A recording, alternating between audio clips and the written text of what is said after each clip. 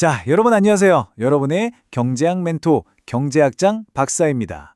오늘은 미시경제학의 바이블이죠. 이중구, 최승주 교수님의 교재를 바탕으로 우리 상식을 확 깨는 아주 흥미로운 이론 하나를 파헤쳐 볼 겁니다. 바로 차선의 이론인데요. 준비되셨나요? 그럼 힘차게 시작해 보겠습니다. 자, 제가 여러분께 질문 하나 던져볼게요.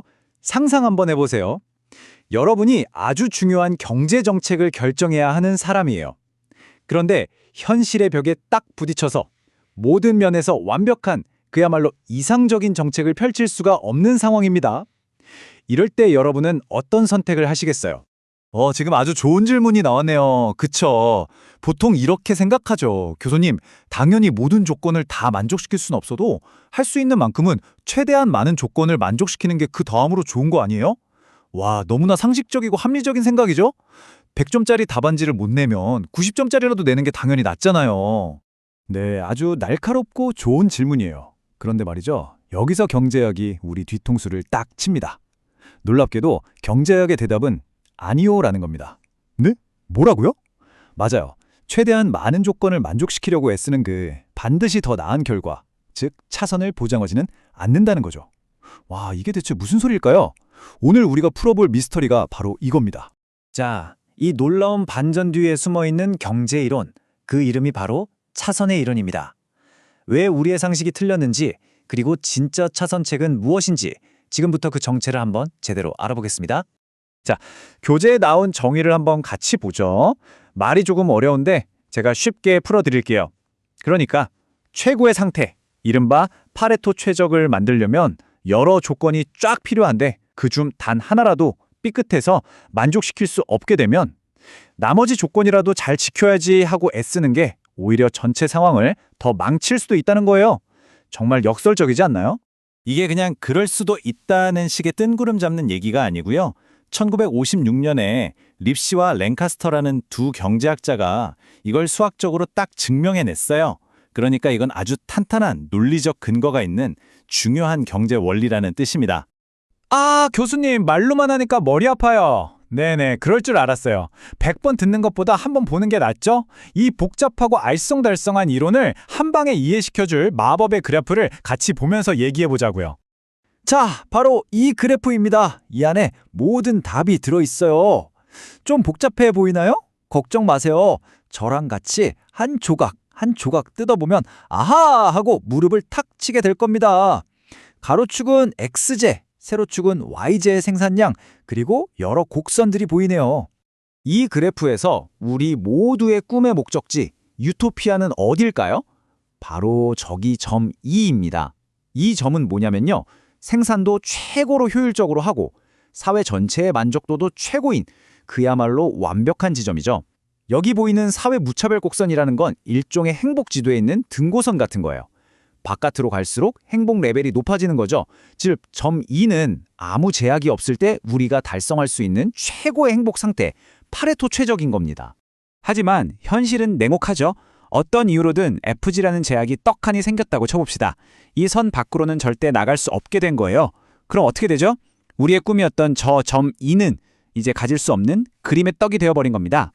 자, 여기서 또 아까 그 똑똑한 학생의 질문이 나올 수 있죠. 교수님, E는 안 되더라도 이왕이면 생산이라도 가장 효율적으로 하는 게 좋지 않을까요?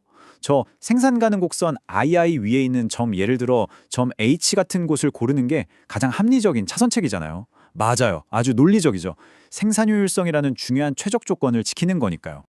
자, 그런데 여기서 이 이론의 하이라이트가 나옵니다. 또 한 번의 대반전, 정답은 또 아니오입니다. 그래프를 잘 보세요. 우리가 선택해야 할 진짜 차선책은 생산 효율성이 높은 점 H가 아니라 그 안쪽에 있는 점 I라는 거예요. 아니, 생산적으로는 비효율적인 지점인데 이게 더 좋다고요? 이게 무슨 일이죠? 왜 그럴까요? 해답은 아까 말했던 행복지도, 바로 사회 무차별 곡선에 있습니다. 잘 보세요. 점 H는 SIC3라는 행복 등고선 위에 있죠? 근데 점 I는 어때요?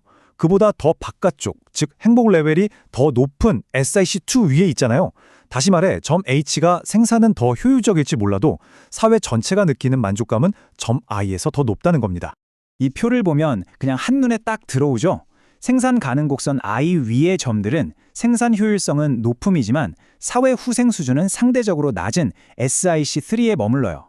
반면에 점 I는요, 생산 효율성은 낮음이지만 사회 후생 수준은 더 높은 SIC2에 도달하게 해줍니다. 바로 이게 차선의 이론이 보여주는 역설의 핵심이에요.